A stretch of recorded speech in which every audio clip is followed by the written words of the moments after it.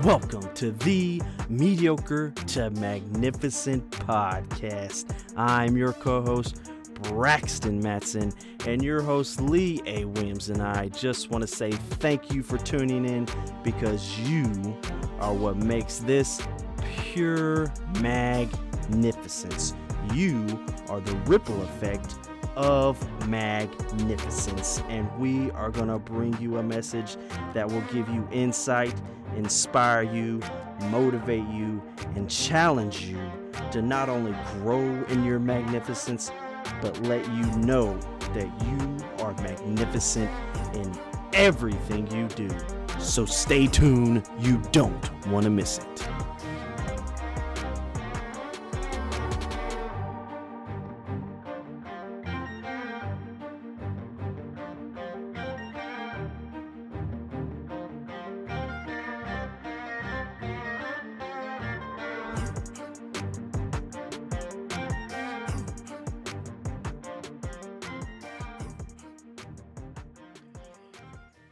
We're here, man. Yes, sir.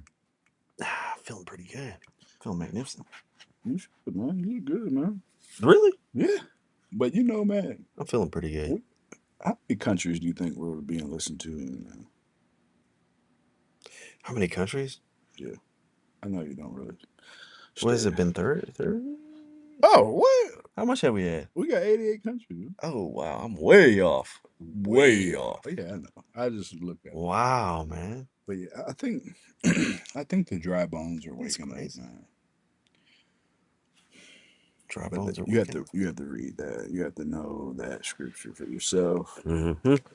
I think they're waking up. But for us to be being listened to in 88 countries, and some of the countries, you'd be like, what? Yeah, you never really. It's like, really? Yeah. Like, And wow. so to have that, and if we're saying something that's able to help, it's not to be like, oh, well, look at us. We've been faithful for a long time, consistent, Mm-hmm. and they're listening, man. So it's very good. Now, today we're talking about wheat and tares, man. And I'm going to read Matthew 13:24 through 30. And that's the actual, like, depiction of the story of the wheat and tares. Okay. The parable.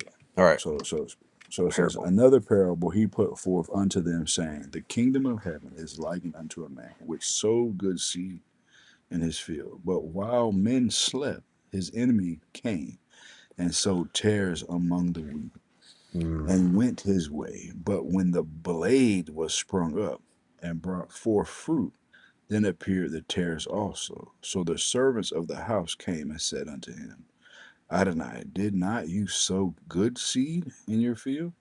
From whence then has it tares? He said unto them, an enemy has done this. The servant said unto him, will you then that we go and gather them up? But he said, nay, lest while ye gather up the tares, ye root up also the wheat with them. Let both grow together until the harvest. And in the time of harvest I will say to the reapers, gather ye together first the tares, and bind them in bundles to burn them, but gather wheat into my barn. That's Matthew 13, 24 through 30. Yeah. Now, just to help someone, right? The sower is the Son of Man. That's Yahusha. Okay? Okay. The field is the world. Okay. The wheat are children of the kingdom. That's true believers. Makes sense. Yeah. Okay? The tares are weeds, children of the wicked one, false believer, Right. evil people. Right. Okay? The enemy is the devil. Mm-hmm. The harvest, that's the end of the world. Yep. The reapers are the angels. Okay. So we're so good? Yeah. Okay, good. So the whole point of this is Yahuwah allows good and evil to coexist in the world until the final judgment. So it's like, hey, you don't want to. He doesn't want to remove the wicked too soon, only and solely because he doesn't want the righteous to be harmed. Okay. It's all about the righteous being harmed. Because Yeah. sometimes people be like, "Man, I can't believe how is this? Why is this?" They question y'all of like, "Why he allowed this to go on? Why is this got to happen? Why is that?" Mm-hmm. And it's like, well, he doesn't want to send the rebirth because some people will get mixed in. So there's going to be a final separation. That's the final judgment when the angels separate the righteous from the wicked, right? Mm-hmm. But so the thing is, tares look very similar to wheat during Yep. their early growth stage, suggesting that false believers may look like true believers to the human eye. But when somebody's like, "Oh man, it's the end of the world. It's the end of days. It's the time," Mm-hmm. because now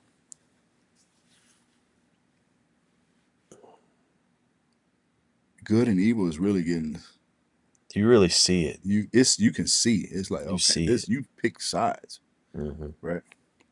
So we're like, okay, this isn't. But it says it says believers to the human eye. Mm-hmm.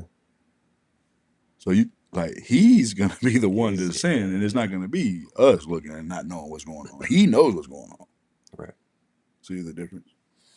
But then, that the human eye piece of me solidifying that is like, okay, judgment belongs to Yahuwah. Mm-hmm. The focus is on waiting for Yahuwah's perfect timing rather than a premature judgment. Right. Right. But see, so now there's another spin, right? Because now we have genetically modified wheat. Oh, there's the span. I mean, that's one of them, right? So it's Oh, not that's so the interesting. enemy has planted Yeah. his seed.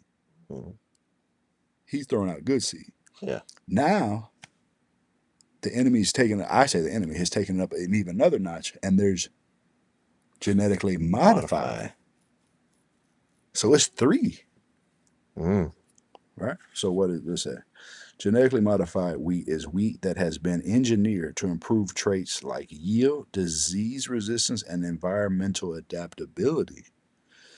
So if we're saying, I'm just saying it for you to look at it in your mind to think and say, hey, if we have wheat, we have tares, and now we have genetically modified wheat. Mm-hmm. I'm so thankful that it's not going to be to our human eye that he's the one that's going to, because judgment is his, so he's going to be able to say that's a counterfeit. Yeah. That's a fake. Not only is this tare, now he's even got a Right. counterfeit. Right. But the counterfeit that I'm tying in might be the religion of man. Mm.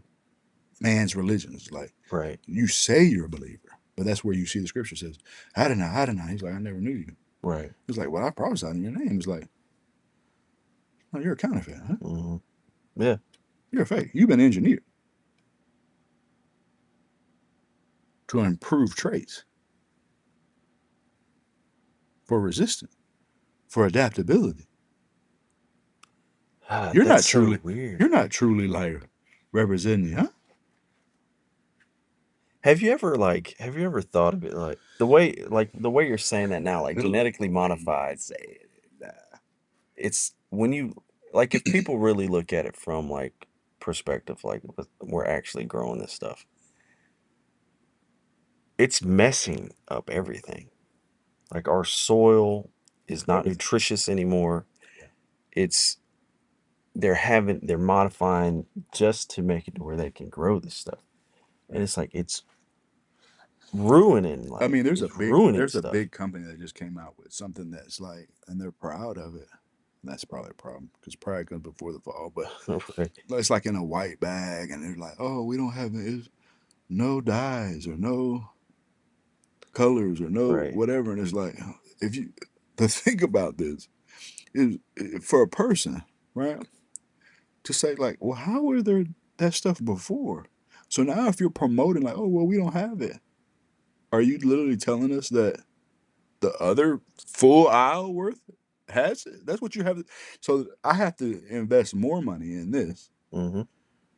because you're saying you're removing it, and the cheaper crap has it. Yeah.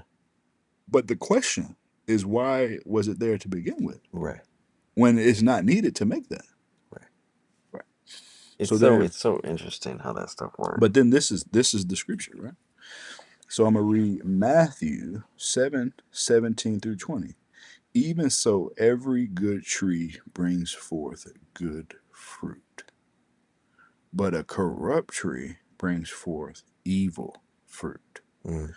A good tree cannot bring forth evil fruit, neither can a corrupt tree bring forth good fruit.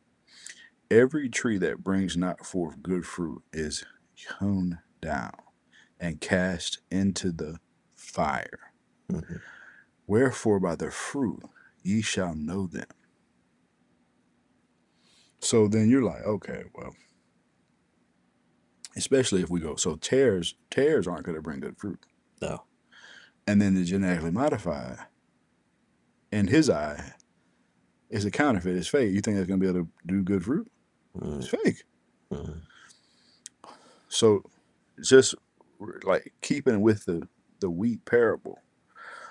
So this is what you have to grasp from this, man. And that's why when you said, you're like, oh yeah, there's a distinction between good and evil, right? But we have to be able to take the distinction even higher because good and evil has to be on one side. The knowledge of good and evil, right? Mm-hmm. Good and evil have to be on one side. And you have to be able to say the other side is life. So if you say good is in this instance the genetically I modified, like how you put that. That's a nice and little then twist to it. tares Is is the the evil evil. So good is like, oh well, we got a replacement. We're feeding the the hungry. We're knowledge doing of the this. tree of good and evil? Yeah. But then, but that's where people are falling short. It's like it's good. It's like no, no, no. It's good Is it and evil. life? Like, yeah, yeah. Life, Is it tree of life? life, Yeah. good and evil. And it said, I read the thing. It said, even so, every good tree brings good fruit, but a corrupt tree brings forth evil fruit. So, keeping with the parable, once the wheat is mature and the time of harvest comes, the wheat bows down and the tares remain standing straight, making them easily identifiable from the other one. They pridefully standing tares are cut down and cast into the fire, and the bowing wheat is then gathered unto the master. However, what's interesting about this is why the wheat are bound down and the tares are not. Mm-hmm. So, why do you think the wheat's bound down? The wheat's bound down because they're bearing good fruit, right? Yeah. And you got to think like we're not talking about wheat, we're talking about us, Mm-hmm. right? Right. And it said, okay, it bows down to present its offering to the master, its fruit, its sacrifice. The tares stand straight because they have no fruit, no offering, no sacrifice, Mm-hmm. nothing to present to the master. Fruit is our offering of obedience that proves our selfless faith in you, just as Abraham was faithful, righteous, and chose Right. obedience. Right. So it's like, man, you're going to stand there. And how many times do you think you've talked to somebody? And I know I've talked to some people, endeavor to minister and mentor to them. Say, hey, can you look at this? Is it possible? Will you just read it through a different lens? You've only looked at it through one way. And they're like, no, I know. And y'all are going backwards. And how you going to tell me? And Mm-hmm. I know. And it's like, but then if you look at this example, the Terry's like prideful, you know it all, you got it all figured out. And it's like, but you have nothing to offer. Right. You're the one saying, I don't know, I don't know. He's like, I don't know you. Right. And the other person's like, no, man, I'm. And then when you look at it, say, hey, when they come, it's like, how are they going to be gathered so easily and thrown into the fire? And he waited to the end because it was like, you're going to see who's Mhm. who. Even if you want to have a genetically modified crop, when it Mhm. comes down to us, look at it, it's like you have nothing to offer.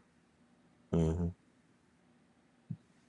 So at what point are we going to get on board with this, man, and have the humility and have the humbleness to say, hey, I need to look at this, and what's being asked of me is not a lot. And why am I allowing good and evil to infiltrate life? Yeah. I like the differentiation between it, because it's like, because we've talked about this before. Like, we'll look at it as a good and evil thing, Yep. and it's like, well, that was the tree. Right. When are you gonna look at the tree of life? Like, what does that look at? What does that look for you? What is the tree of life for you? And don't worry about the good and evil. Like, you don't, like, if you're looking at the tree of life, you don't have to worry about any of that stuff. Right. And it literally says human eye, because we'll look at somebody and be like, oh man, look at what they're doing. They're doing this, and they donate to this, and they do that, and it's like, that's appearances, man. Yeah. That's things of the world. Like, oh, of course you can do that stuff. Of course we can. Yeah. He knows what's going on. Mm-hmm. Man, he sees. And you're not doing some of the simplest stuff. And then you're calling on him, and he's like, and you're saying the wrong name just to be for real. And you expect him to know you, and you don't even know him. And then you're like, man, how am I not weak? Mm-hmm. How are you going to sit here and tell me I'm showing up like a tear? Yeah. Huh. I mean, it's so interesting, because I know when I was talking to my wife about it, man, saying, man, there's wheat and tear, and now there's GMO. But I said That's it. I interesting. said it so jokingly, but it's like, I'm so thankful that, like, to us, if we were to, like, if I were to put a genetically modified one and a wheat one, you might be like, man, it's identical. But I'm so Mm-hmm. thankful that he's the one that gets to judge. He's Right. the Yeah. one that Yeah. gets to Right. look and be like, no, it's not. Yeah. I know mine. Right. I know the ones that chose life. Yep. I know the ones that stayed away from good, quote unquote good. Mm-hmm. And they definitely didn't fool evil. Yeah. I know. And so yeah, man. That's what I want to talk about. That's interesting. Yeah. End of the age, man. Yeah. What you gonna do? What you choosing, man? Gotta choose life, man. Gotta choose life. Gotta choose life. Weed and tear. Till next time.